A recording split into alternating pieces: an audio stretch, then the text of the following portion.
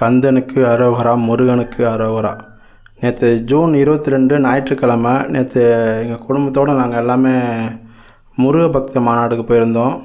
ரொம்ப மகிழ்ச்சியாக இருந்துச்சு. பார்த்திங்கன்னா தைப்பூசத்தில் நம்ம கலந்துக்கிட்ட மாதிரி அப்படி ஒரு மனசுக்குள்ள ஆனந்தம், பேரானந்தம். அதை சொல்ல வார்த்தையே இல்லை. அந்த அளவுக்கு ஒரு சொல்லப்போனால் இந்து முன்னணி காடேஸ்வர சுப்பிரமணியன் அவர் ஏற்பாடு பண்ண, அவங்க இந்து முன்னணியிலேருந்து ஏற்பாடு பண்ண அந்த விழா பார்த்திங்கன்னா அது மாநாடுன்னு சொல்ல முடியாது, மகா நாடுன்னு சொல்லணும். அந்த அளவுக்கு அவ்வளோ கூட்டம்.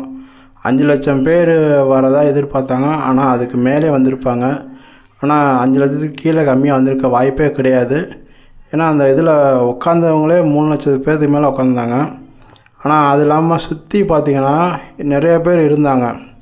அந்த மாநாடு நடக்கிற ரோட்லலாம் பார்த்திங்கன்னா அவ்வளோ பேர் இருந்தாங்க. வெளியே இருந்தும் எல்இடி வச்சு பார்த்துட்டு தான் இருந்தாங்க. சுமார் 5 லட்சம் பேர் அவங்க சொன்ன கணக்குப்படி ஆள் வந்துட்டாங்க. அதுக்கு மேலே வந்தாங்கன்னு வச்சுங்களேன். ஆனால் இந்த இதை சீர்குலைக்க எவ்வளவோ திட்டம் போட்டாங்க. அது ஒன்றும் முருகனுக்கு முன்னால் அதெல்லாம் பலிக்கலை. சரி, முருகப்பெருமான் சாதாரண ஆளா, தமிழ் கடவுள் அப்படின்னு சொல்லி எல்லாருமே முருகனை தமிழ்நாட்டுக்குள்ளே மட்டும் வச்சுக்கலாம் அப்படின்னு சில பேர் சொல்கிறாங்க. ஆனால் அவர் தமிழ்நாட்டுக்கு மட்டும் சொந்தம் இல்லை அப்படின்னு நம்ம பவன் கல்யாண், அதாவது ஆந்திரா துணை முதலமைச்சர் பவன் கல்யாண் நேற்று கலந்துக்கிட்டார். அவர் சில பதில் கொடுத்தாரு. ஏற்கனவே சில செவிட்டு பாம்புன்னு யாரோ ஒரு அமைச்சர் காணாமல, அந்த அமைச்சர் குஜராத்லேயோ அந்த வட மாநிலம் போய் நடத்த வேண்டியது முருக பக்த மாநாடை அப்படின்னு இந்த சில செவிட்டு பாம்பு அமைச்சர்கள் சொன்னாங்களாம். அதனால் அதை அவங்களுக்கு பதில் கொடுக்குற மாதிரி மாநாட்டில் செருப்படியாக ஒரு பதில் கொடுத்தாரு. என்ன கேட்டிங்கன்னா, முருகன் உலகமெங்கும் இருக்கார், எல்லா இடத்துலையும் இருக்கார். ஆனால் அவருடைய கால் பாதம் எல்லாமே இங்கே தான் இருக்குது. அதனால் அவரோட கால் பாதத்தை தொட்டு வணங்க தான் நான் தமிழ்நாட்டுக்கு வந்திருக்கேன். அதனால தான் இந்த நிகழ்ச்சி தமிழ்நாட்டில் நடக்குது அப்படின்னு இதை கேள்வி கேட்ட சில கும்பலுக்கு செருப்படி பதில் கொடுத்தாரு.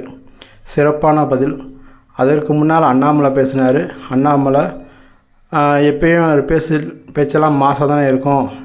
நான் இந்த வீடியோ போகிறதுக்கு முன்னால் அவர் பேசினதெல்லாம் வீடியோ பார்த்துருப்பீங்க. நான் அதை சொல்லி நான் இது பண்ண அந்த இதை குறைக்க விரும்பலை. நான் நல்லா மாசாக பேசினார். அவருக்குன்னு ஒரு தனி பாணி இருக்குது, தனி ரசிகர் பட்டாளம் இருக்குது, பிரியர்கள் இருக்காங்க. அவங்களோட சந்தோஷமான இதெல்லாம் செய்யலாம் அங்கே நிறையா நடந்துச்சு. அதெல்லாம் நேரில் பார்த்தவங்களுக்கு தான் அதோட ஆனந்தம் தெரியும். சில பேர் பார்க்க முடியாதவங்களுக்கு கூடி சீக்கிரத்தில் இது மாதிரி மாநாடு எல்லா ஊரில் நடக்கும். ஏன்னா இப்போ தானே ஆரம்பிச்சிருக்கோம், முதல்ல தானே பிள்ளையார் சொல்லி போட்டிருக்கோம்.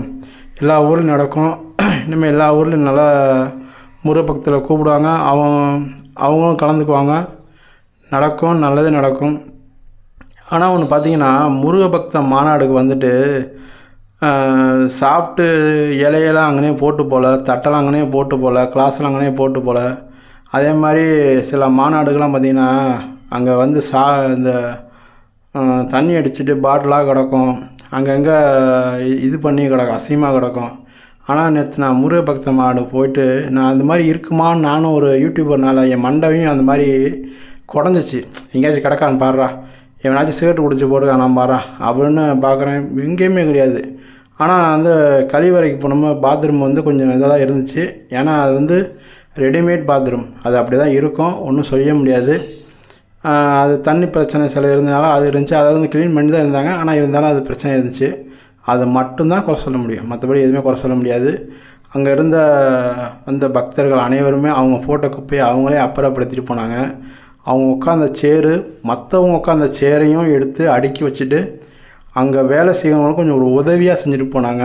அதான் ஆர்எஸ்எஸ் வளர்ப்பு, பிஜேபியோட வழிகாட்டல், அதான் முருகபக்தனோட உண்மையான பக்தி அப்படின்னு சொல்லணும்.